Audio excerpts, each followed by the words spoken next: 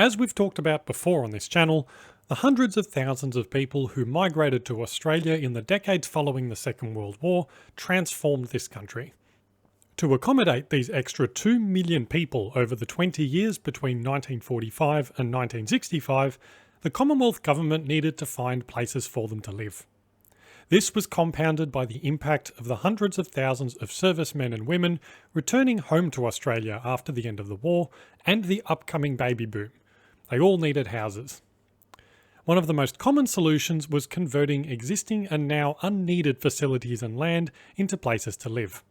These included old army barracks, like those at Camp Pell in Royal Park that we've talked about before, in this video in the top right hand corner. Another of these conversions was the replacement of the Williamstown racecourse at Cororoit Creek with a sea of ex-army corrugated iron structures called Nissen huts. These were used for temporary accommodation, workshops, and many other facilities right across the world. After the war, there was a huge surplus of these, and they were repurposed for many other things, many of which still survive today, like this one in an industrial precinct in Fairfield.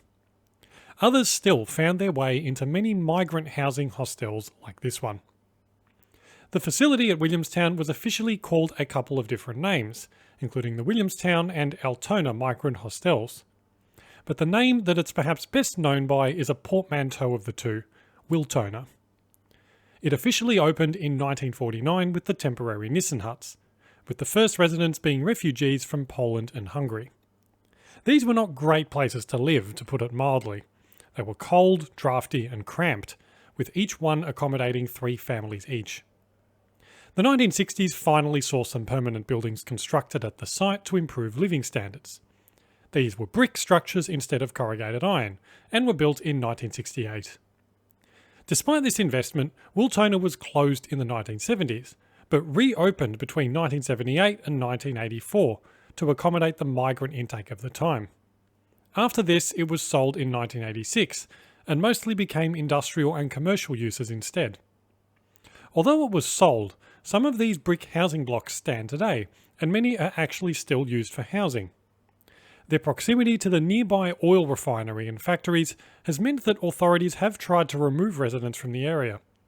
But despite these attempts, people still live here on what is now called Techno Park Drive.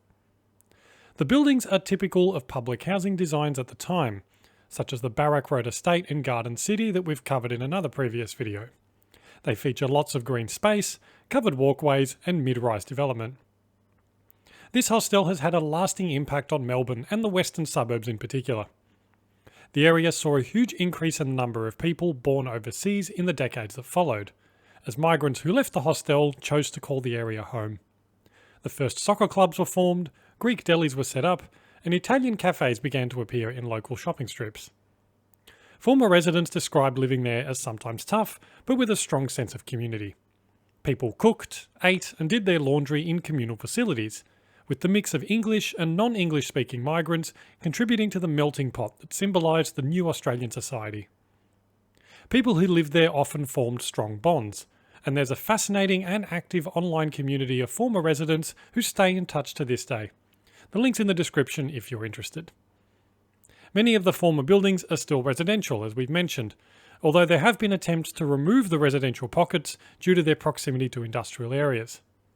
But there is an ongoing campaign to allow people to continue living here, many of whom moved there attracted by the cheap rent or property prices in a location relatively close to the CBD and with a close-knit community. It remains to be seen how this will be resolved, but regardless, this is a place steeped in history for many thousands of people over many years. Thanks for watching.